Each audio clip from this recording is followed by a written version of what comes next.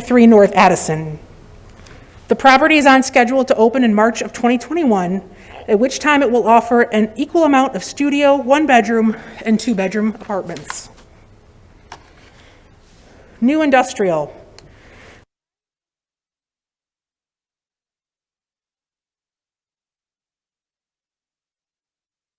With distribution centers, medical technology, operation spaces leading the charge. While Elmhurst business parks continue to maintain a low vacancy rate, our location remains highly desirable, with many businesses looking to relocate, expand, or build their brand within Elmhurst. Elmhurst Olmec MasterCard is currently scheduled to do an over $40 million investment in their facility, adding an additional 500,000 square feet. And Christopher Glass and Aluminum at 832 Industrial is likewise poised to begin a $3 million addition to their facility. Chicago Fire and Water, Haskris, and Closet Works are likewise reinvesting in their facilities. Pictured here is the progress on the new industrial spec building at 955 North Weigel Drive. This 175,000 plus square foot facility features 36-foot clear ceilings, up to 53 exterior docks, and is divisible into 30,000 square foot units. Multiple Properties, owners of the former Patton Tractor site at 625 to 635 West Lake Street, are currently traversing the Elmhurst PUD and zoning process to build 2 spec buildings. Building 1, as seen in a rendering here, proposes 174,000 plus square feet of space, perfect for a potential headquarters, while Building 2 introduces an additional 256,770 square feet of highly sought after modern industrial into the Elmhurst marketplace. New office. New office users continue to find a home throughout Elmhurst and our existing business areas. Pictured here is Adapt Chiropractic, which opened last December at 477 South Spring. Joining them down the block just today is a new Farmers Insurance office at 553 Spring. In the downtown, a new State Farm office is coming to 113 Adele. Celebrity Home Loans opened at 105 South York. The City Center moved their offices to a larger, more visible location at 109 West 1st Street over this past weekend. And Kozar Law offices are in process of renovating their new home at 126 South York, including a new facade.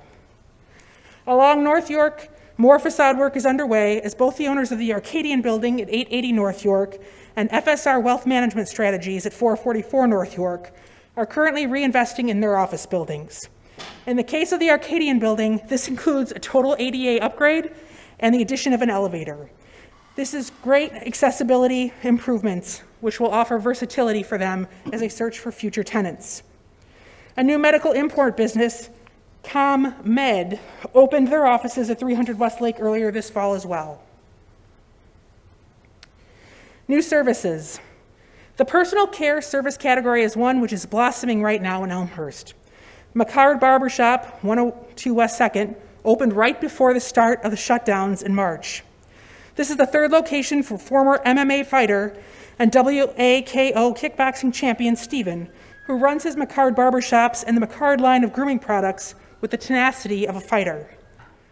Salon Euphemia came into new ownership in 2020 and moved down the street to 210 North York. The Beauty Lounge recently blended with Judith B. Salon, moving into a 2nd floor space at 263 North York. New service providers are also opening in the community. Gem Med Spa opened their 2nd Chicagoland area spa at 210 North York this past summer. Also opening their 2nd location in the Chicagoland area is Zazu Salon at 191 North York, and their new neighbor, Sola Salon Studios at 187 North York. Both salons plan to open in the coming weeks, creating a full personal care service corridor just south of City Hall. Featured in the picture here is High Voltage Hair Society at 111 East 1st Street. High Voltage specializes in matching a customer's hair to their unique personalities. They plan to be open within the next 2 weeks. Elmhurst is also fortunate to have had new retail come online during this time. New retails include, but are not limited to, Sweets for You Popcorn, which shares space seasonally with tropical snow cones, back for their 2nd season in Elmhurst at 122 North York, offering freshly popped daily popcorn in a multitude of flavors, gift tins, and corporate ordering also available. Cast Fragrances, a designer perfume shop, recently opened up at 261 North York. Mariano's is working through the zoning process to add a new Mariano's branded gas station at the northeast corner of Crestview in York. And Edie Boutique, pictured here, opened their 9th location at 129 North York Street in July after trying to find a location in Elmhurst for over 3 years.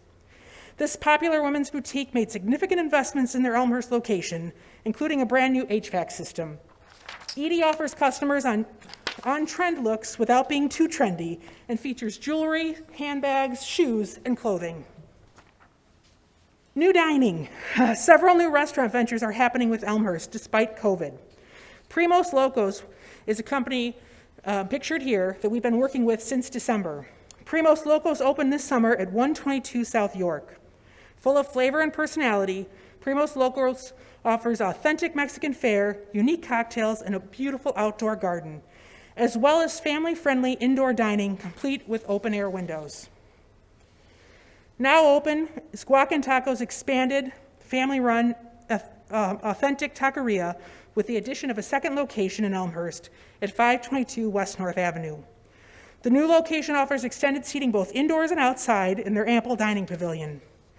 Earlier this summer, Guac and Tacos added liquor service to both Elmhurst locations and replaced their windows downtown with a window wall at their 116 South York Road location, which now features retractable open-air windows. Lariano's, which opened only a week ago at 426 North York, has a mission to offer fresh, creative, and simply great food. They offer tavern-style thin-crust pizza and Detroit-style pizzas, as well as appetizers, Italian beef, sub-sandwiches, pastas, and salads. Coming soon, from the owner-operators of Chicago's popular Joy Yi, pictured here is Ming Chef, which will open in the former Rainbow restaurant space at 233 North York this fall. They will offer diners a choice between dozens of dishes ranging from the most traditional Asian favorites to innovative new twists on classic recipes. Effigy Salon at 112 West Park has leased a portion of the former Flight 112 space, which will now only allow them to expand both their salon offerings, but also create a new cocktail lounge complete with small plate offerings. Waffle Iron, a Millie's Pancake House brand, is bringing their sweet and savory waffle creations to Elmhurst in the coming weeks in collaboration with Brew Point Coffee's founders location at 124 West Park. Their official opening is scheduled for Halloween, though if you are at Brew Point in the next few weeks, you may see Waffle Iron there doing a soft launch. Last but not least, the Uptown Eatery is currently building out their restaurant at 117 North Addison. The menu will feature unique burgers, sandwich options, salads, and a fresh take on appetizers, as well as the beloved Pizza Palace pizza as a way to honor their predecessor in the space. They hope to be open before the holiday season. I promise I'm wrapping up. I know I always go long.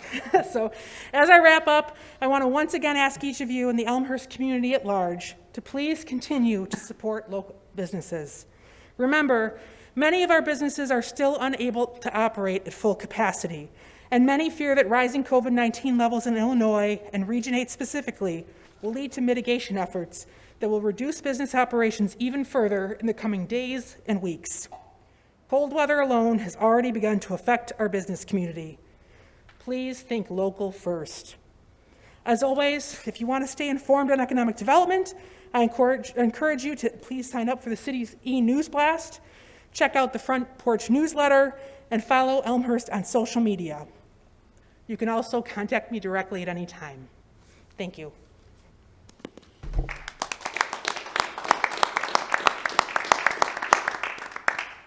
Always nice to hear a positive report during these difficult times. Does anybody have any questions for Ms. Jason while we have her? Alderman Bram. Thank you. Thank you, Aaron, Jim, Mike, for pulling this presentation together. I appreciate it, especially as the mayor just stated during these difficult times. I've received, especially as of late, especially since the start of COVID, what is the I guess, economic status of not only our downtown, but our city as a whole. I know that you stated that, I think I copied the number down right, 34,600 square feet of retail space. I didn't hear, and if you know this, what are the vacancy rates for the central business district or downtown, and as well as citywide? So the first is the 34,600 square feet. That's first floor retail in the downtown, so the city center business district. Office-wise, first floor, it's 11,665,000 square feet. The majority of that is Maddox Douglas, which is over 10,000 square feet of space, and they have been working remotely since March. They'd already been downsizing over the last few years and have decided to fully divest themselves of having like a home office. So that's our largest piece there. Retail-wise, citywide, it's 131,000 square feet, and that includes significant properties at Elmhurst Crossing, as well as kind of onesie-twosies as you go through the city. This is not in any way, shape, or form what I would consider like a calamity number. We are in very, very good shape, especially compared to the rest of the Chicagoland region. Thank you. Do you know percentages, how that relates to the overall retail as well as office space?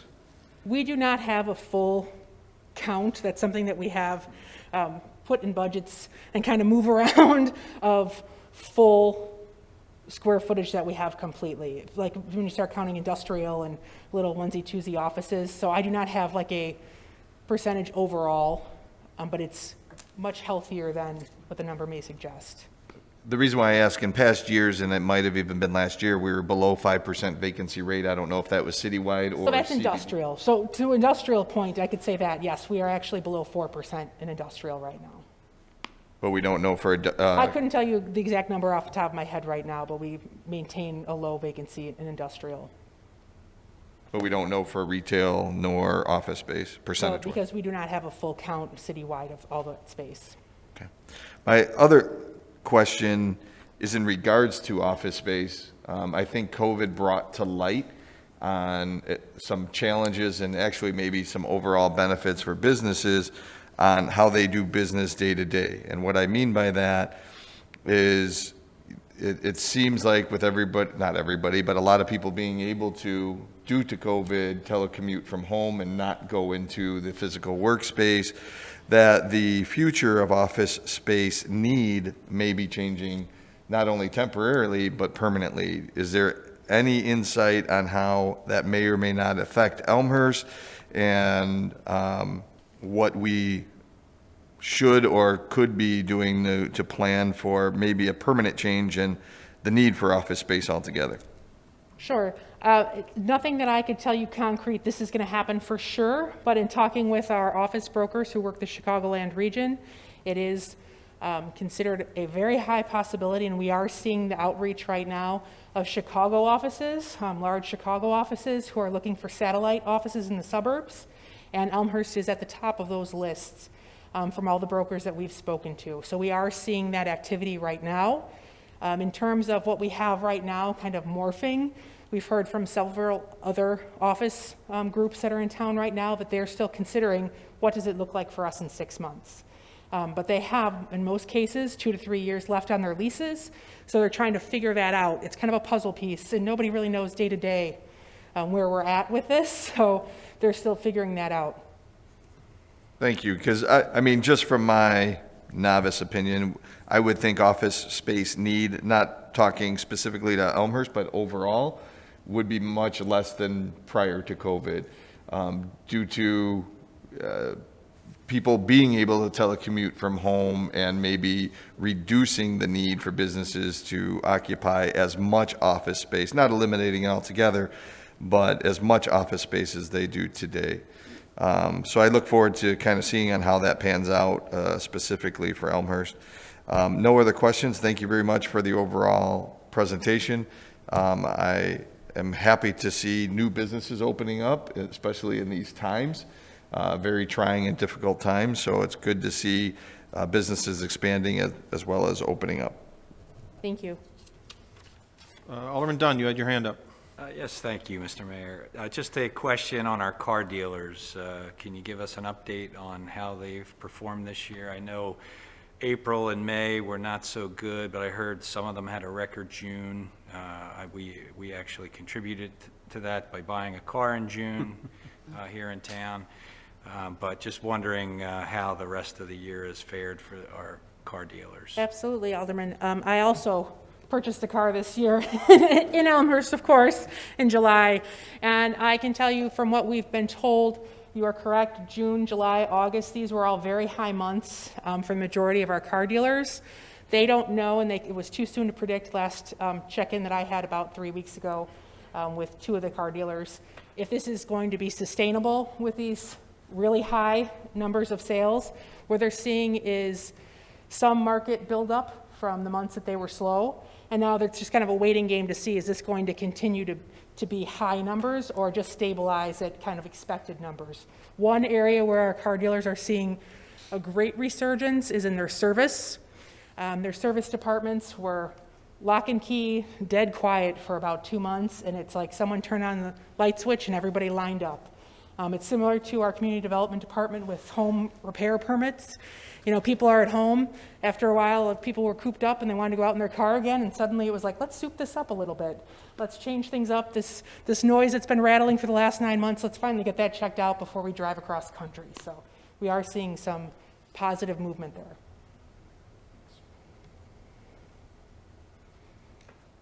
Alderman Toledo. Thank you. I would be curious if you have any either anecdotal or if data is available. I'm sure specific data is not available, but regarding any of the federal programs that have been provided to businesses, either the PPP loan program, I know Small Business Association, any anecdotal evidence about has that been effective for any of our businesses in Elmhurst specifically, maybe DuPage County a little bit more broadly, in your experience, in your talk? So anecdotally, absolutely, the PPP program and the EIDL loans were imperative for business survival for many of our businesses. Since those funds kind of stopped flowing in late August, we've been, for no lack of better term, on high alert because we knew that some people were just making it because of that loan program. So many are waiting to see if there's another federal program that's given out. They would definitely use that assistance. We have seen, in terms of state grants, there was the state big grant. That priority is for disinvested areas. We are not one. I think we have like one very minute, less than a quarter-mile area that's considered on their map. However, we did have 3 businesses in town. Christopher's Restaurant was one that received it. That was a $10,000 grant for them. And they actually did not reopen until after they received that grant. They said that was a lifeline for them. That helped them and their family. So we are seeing that some of those programs are just the vitalness of those programs. Reinvest DuPage is a lot slower on announcing their grants. Like, they had best intentions to be like, within 2 weeks you'll know. And many of our businesses who applied for that are just kind of in a holding pattern right now. But we do know that the grant programs are vital for so many of them. Thank you. Any other questions or comments? Alderman Brennan. What? Alderman Brennan, do you have your hand up? Alderman Brennan, then I'll go to Alderman Brand. Thank you. Aaron, great update. You had mentioned Mariano's, and I thought you had mentioned gas pumps. Did I hear that correctly? Could you did. expand on that? So it is on board docs if you want to check out the renderings. They've gone through the PUD process and have applied for the zoning process now to begin to put a gas station at the northeast corner of Crestview and York, which is right now that gravel lot like across from the Brew Point Roastery. So they are looking to do that. Majority of their gas stations are on site with their grocery store. This is one of their first that they would have somewhat off site, even though it's in proximity. Alderman Brand, you had your hand up. Thank you. Yeah, one other question came to mind as Alderman Dunn asked his questions about the car dealerships, and I know we can't speak to individual businesses specifically, but over my time as Alderman, I've been told that car dealerships is one of the, if not the top sales tax generating business industry for the city of Elmhurst. Could you, if you know this, verify or deny if that is an accurate statement, and what are the top 3 sales tax generating businesses? Again, not a specific business name, but the industry itself. Can I defer to the city manager for that, please? Okay. First, I was going to ask if you want me to swear her under oath, Alderman.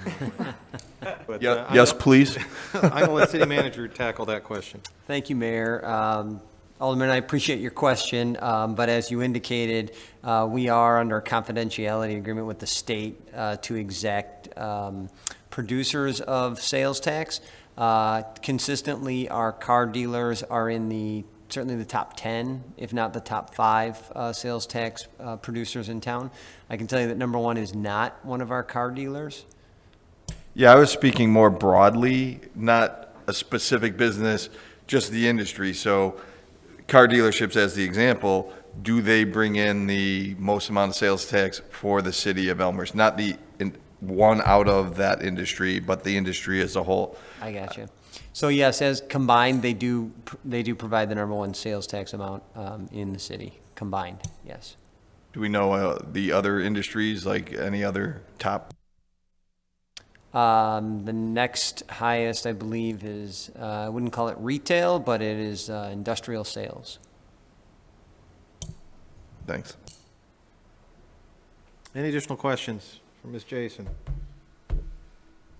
Thank you so much, Aaron. Thank you, Mr. Mayor. Okay, that concludes agenda item 4.4. On to agenda item 5, public forum. This is an opportunity for anybody in the audience to address the council on any item they so choose. We ask that you direct your comments to the chair once you've been identified. We ask you to make your way over to the microphone, which is not where it's supposed to be. I think That's the one Aaron was using? at this point. We'll leave it there for now. We'll see. We'll cross that bridge when we get to it. Out of respect for the work that we need to get done here this evening and respect for others who may want to speak, we ask that you keep your comments to 3 minutes. Clerk Tamer, do we have anybody signed up? Quad Pogwash? I just saw Mr. Pogosh lead, did I not? You did. Mr. Kopp's going to check. I don't think we have our auxiliary thing open this time for that either, Do right? not. You want to check if And there's I don't anybody on the think, phone? is anybody online? for He's public gone? comment? Okay, and then we do have the phone, the dial-in. Is there anybody who is dialed in for public comment? Mr. Kopp? They would be ready. Did anybody pre-sign up? Do we do that still? We do, and no one signed No one up. signed up. Okay. So the one person who signed up has left the meeting. Nobody pre-signed up and nobody is on the phone. Is there anybody else who did not have an opportunity through any of those avenues but still wants to address the council? Is there anybody else? Does not look like it. Okay. That's going to wrap up public forum. We're going to go on to agenda item 6, announcements. Any announcements from the dais? Clerk Tamer. I just want to say that early voting has begun at City Hall starting today and goes through October 31st. Hours Monday through Friday, 8:30 to 7, 8:30 a.m. to 7 p.m., Saturdays 9 a.m. to 5 p.m. City staff has a great plan of health and safety for all voters. For the specifics on that, you can go to our city website at elmhurst.org. Okay. Anyone else? Seeing none, I will go on to consent agenda at this time. Is there anybody, any alderman, who wishes to have any item removed for the consent agenda to provide further comment or vote no? Alderman Bram. 7.5 and 7.11. 5, 7.5, 7.11. Okay, anyone else? Seeing none, I will entertain a motion to approve the consent agenda minus items 7.5 and 7.11. Motion by Alderman Toledo, second by Alderman Levin. Clerk Tamer, please call the vote. Kennedy? Aye. Honquist? Aye. Brennan? Aye. Mulliner? Absent. Jaeger? Aye. Karimis, Aye. Dunn, Aye. Graham, Aye. Palumski, Aye. Cahill, absent, Toledo, Aye. Park, absent, Levin. 10 ayes, 0 nays, 3 absent, 1 vacancy. 10 ayes, 0 nays, motion carries. Consent agenda minus items 7.5 and 7.11 is approved.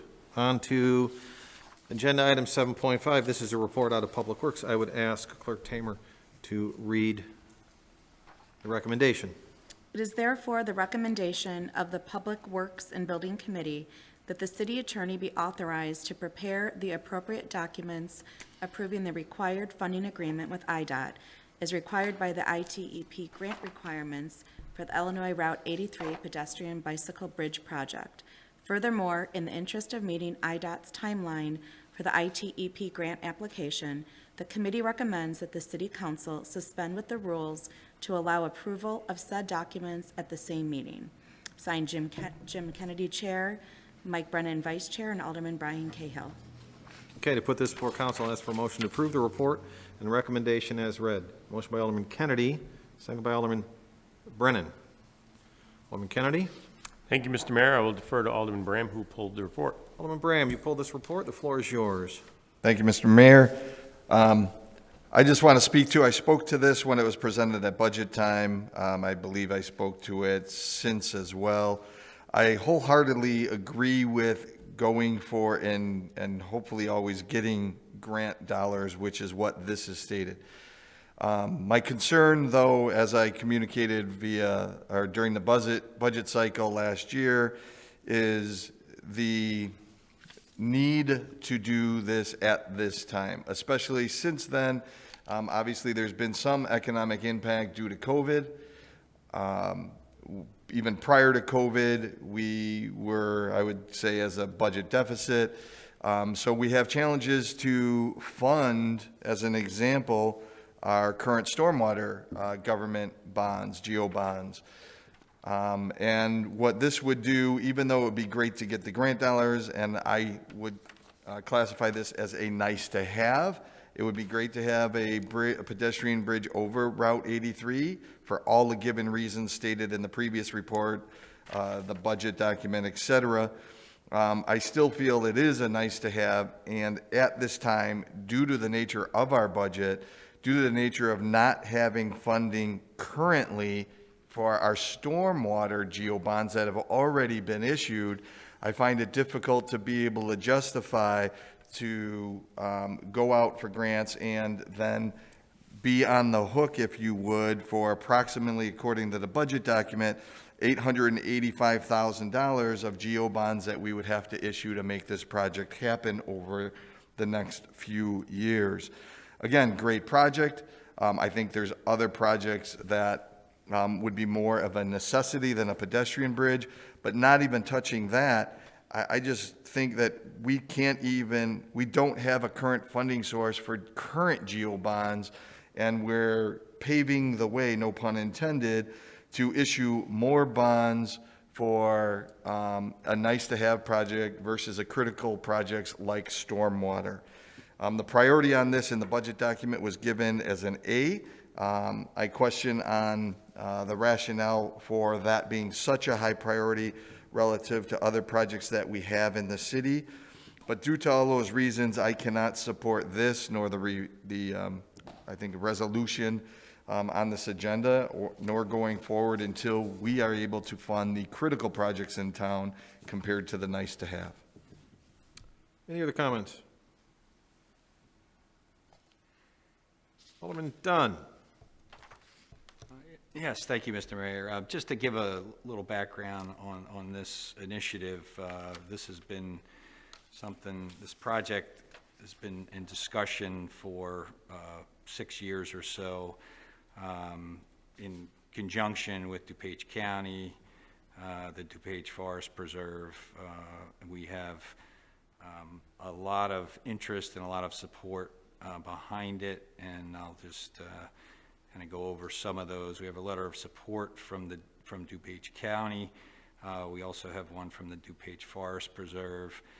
The Elmhurst Bicycle Club has been very outspoken in their support of the strategic importance of this project to create connectivity with the north side of Elmhurst to some very important and enjoyable green infrastructure on the west side of 83, the Salt Creek Greenway Trail.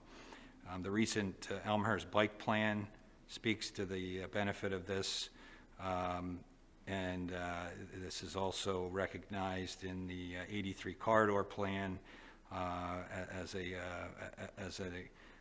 area of interest, and you know that we in Elmhurst have a sustainability plan, which this certainly is very much in alignment with. The Elmhurst Park District looked at this project, was very excited about it, and in fact contributed $10,000 to the initial phase 1 study, which is almost completed. And then not to mention the 7,000 or so residents of Ward 2 and similar amounts in Ward 3 that would get to enjoy this connectivity to a great nature trail that we have such close access to on the north side, but just can't really get to it in a safe manner. So it is really a safety issue. I've seen some people trying to cross 83 at Lake on bikes. It's concerning to see that. At North Avenue, trying to get across 83 as well is really a very, very unsafe venture. To date, we have $2 million in grant funding for the project. For construction, that would be the phase 3. That's a minimum.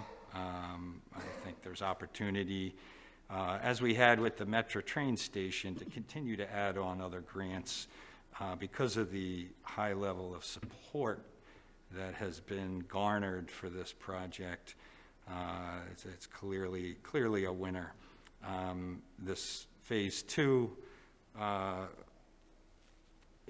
detailed engineering design, we have a 80% grant that we're seeking. So we are committing the 20% funding to that. That's a maximum. Again, we could get some help with that as well. If we should not get the grant, then obviously the funding wouldn't be needed. So really a key project. I think we'd be foolhardy to not move forward with it, to really allow a good portion of Elmhurst to enjoy and have access to a lot of our critical bike trails that we have nearby. Anyone else? Alderman Bram. Thank you. Alderman Dunn's points are well taken, and I agree with all the points about the merits of the project. The merits of the project are there. I don't have any issue or concerns with the merits of the project. I have concern with the timing and the commitment we are making of paying for this project. Alderman Dunn mentioned that we currently already have guaranteed or committed $2 million for grant money, and that's great. According to the budget, we need $2.4 million. So at this time, as we sit here today, if we don't get that additional approximately $400,000, then that would be additional funds that the City of Elmhurst residents need to pay for. I agree that other governmental entities are all in support, but other governmental entities don't have to pay the bill at the end of the day. The City of Elmhurst residents do. And as I stated already, we don't have funding sources for current GEO bonds for our current in-progress stormwater projects. So it's not merits, is this project merited or not? I'm not saying that at all. And that seems to be the pattern when I bring this up, that I'm challenging the merits of the project. I'm not challenging the merits of the project. We don't have funding for it. We have to go out for geo bonds if we want to make this project happen. This year, next year, the following year.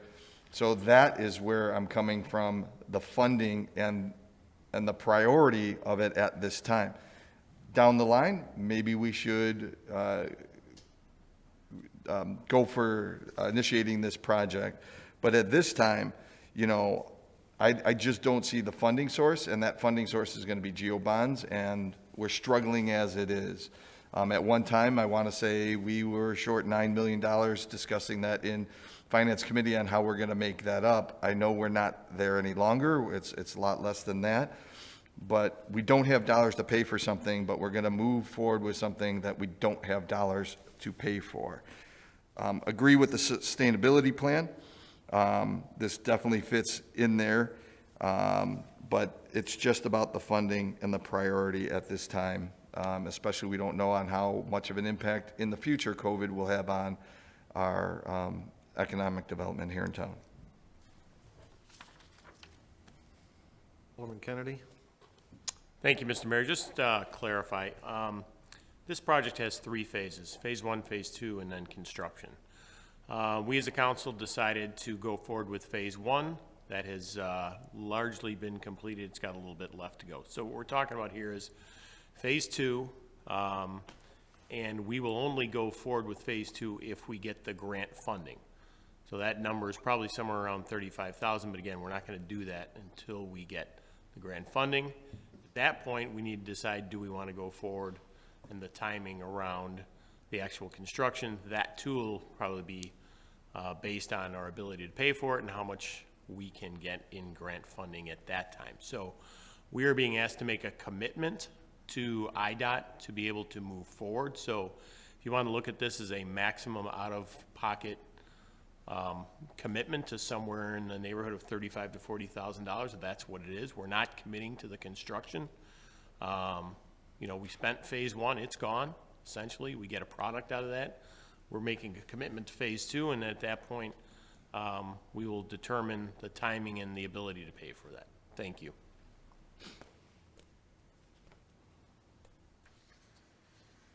Anyone else? All right, seeing none, no further comments, I will ask Clerk Tamer to call the vote. Kennedy, Aye. Honquist, Aye. Brennan, Aye. Mulliner, absent, Deuter, Aye. Remus, Aye. Dunn, Aye. Graham, No. Palumski, Aye. Cahill, absent, Toledo, Aye. Park, absent, Levin, Aye.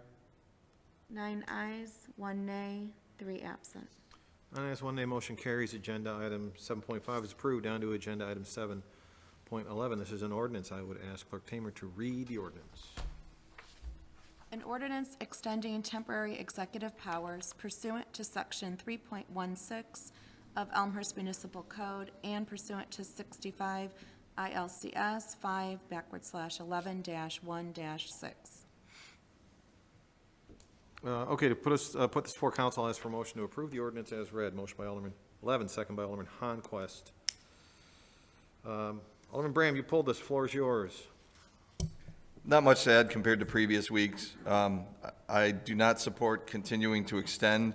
I supported the first time or two. I saw a need. I don't know how many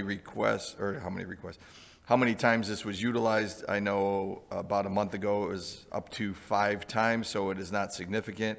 As we're seeing here tonight, our current processes allows us to suspend the rules. I think that expedites things when there is a need, so I don't see a current need to continue to extend these executive powers. Okay, any additional comments? Alderman Kennedy. Thank you, Mr. Mayor. Given the fact that the daily infection rate is the highest that it's been, I think it makes all the sense in the world to keep this as a tool that you can use should it be needed for the residents of Elmhurst. Thank you. Okay, anyone else? Clerk Tamer. Kennedy, Aye. Honquist, Aye. Brennan, Aye. Mulliner, absent, Deuter, Aye. Remus, Aye. Dunn, Aye. Graham, No? Palumski, Aye. Cahill, absent, Toledo, Aye. Park, absent 11. Aye. I have 9 ayes, 1 nay, 3 absent. 9 ayes, 1 nay, motion carries. Agenda item 7.11 is approved. On to reports and recommendations of appointed and elected officials. 8.1, Mayor Morley, that's me. One thing to add on the early voting that Clerk Tamer mentioned, there is, for anybody listening, there's a different entrance. Go on our city website, there's pictures of it, but what are we calling it, the east entrance? Is that what we call it? Sure. We're gonna go with east entrance. But there's people to help you out, but it's not, you don't walk in the normal way. We're doing all of the sanitizing, social distancing, masks, et cetera, and sanitizing in between to make it as safe as possible. But it is handled a little bit differently, so I encourage you to go on our website to get the details. Halloween. We recently sent out our own special edition of the Front Porch.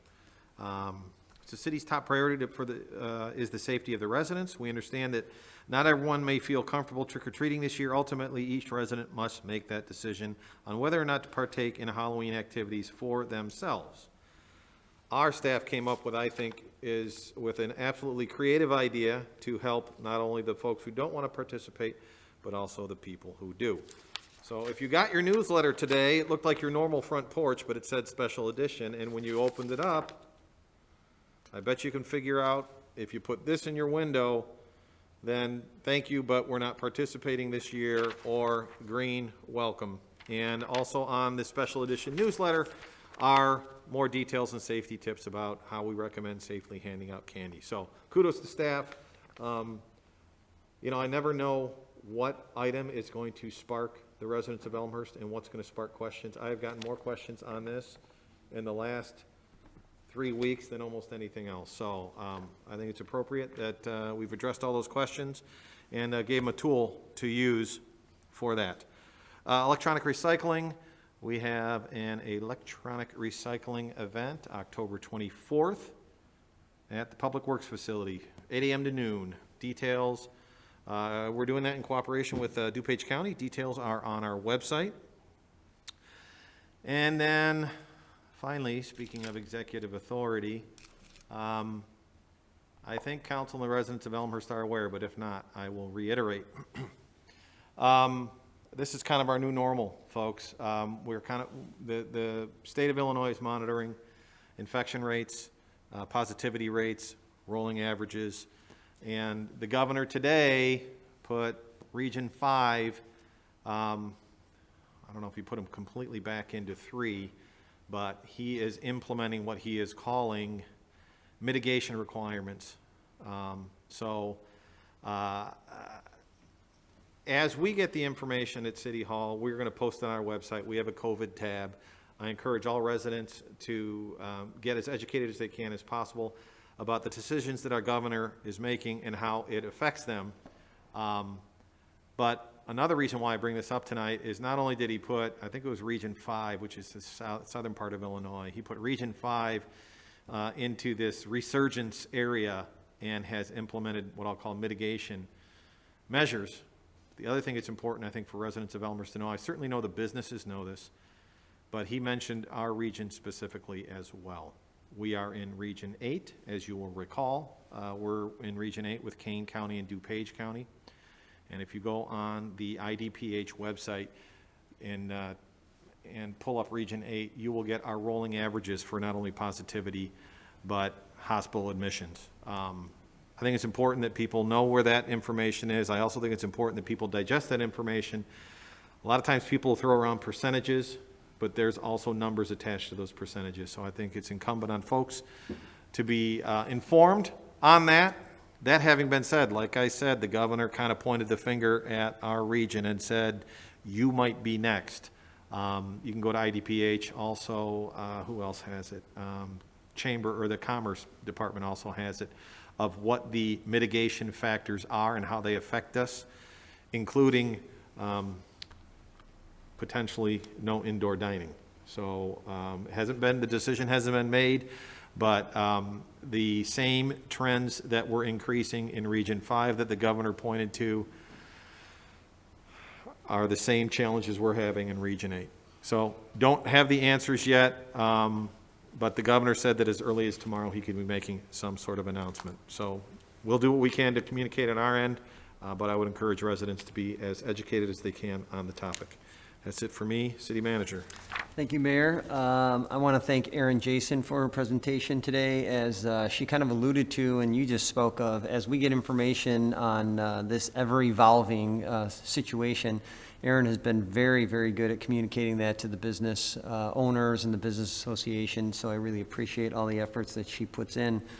And likewise, earlier you accepted those awards on our behalf. I really want to thank the City Council for all the support of staff. We couldn't do these projects and win these awards without that. And obviously, the awards are secondary. The great service to the community is number one. And I appreciate all the efforts that Public Works, Corey and Paul and Chris and John Jagailo was here on the water side. And, you know, frankly, everybody in Public Works that comes together to make that happen. We have a couple of events coming up. We have an electronics recycling event that we partner with the county on. That's October 24th at the Public Works Garage. That is 8 to noon in the morning. There's a list of what's accepted at the recycling event, so please point the residents to our website so they know what is and what is not accepted. Generally, televisions are not accepted without paying a fee. And we also have our free leaf pickup coming up. That's the first week in November and the first week in December, and that will be on your usual garbage day. So put all those bags and cans of leaves. When I say bags, I mean paper bags, no plastic bags. And then last, I owe the City Council a little bit of an apology because we were supposed to start our budget review tonight. As timing works out, maybe that wouldn't have been so good, but we will have that budget to you within this week, and we promise to start that review next Monday after committee meetings. So that will give early voting enough time to do what they need to do, and then we should start that around 8 o'clock. That's all I have, Mayor. Thank you. So Committee of the Whole, right? Committee of the Whole, correct. All right. Any other elected officials with a report? Seeing none, we'll go on to number 9, resolutions. 9.1, I'll ask Clerk Tamer to read the resolution. A resolution approving the City of Elmhurst application for the Illinois Department of Transportation's Illinois Transportation Enhancement Program for grant funding for the construction of the Illinois Route 83 pedestrian bicycle bridge. See item 7.5. Okay, to put this before council, I'll ask for a motion to approve the resolution as read. Motion by Alderman Kennedy, second by Alderman Brennan. Alderman Kennedy, No comment, Mr. Mayor. any other comments? Clerk Tamer, call the vote, please. Kennedy, Aye. Honquist, Aye. Brennan, Aye. Mulliner, absent, Deuter, Aye. Baremus, Aye. Dunn, Aye. Graham, No. Palumski, Aye. Cahill, absent, Toledo, Aye. Park, absent, Levin. Aye. 9 ayes, 1 nay, 3 absent. 9 ayes, 1 nay, motion carries. Agenda item 9.1 is approved. On to other business. Item 10.1, any other business? I will entertain a motion to adjourn. Motion by Alderman Honquist, second by Alderman Kennedy. Clerk Tamer, roll call, please. Kennedy, Aye.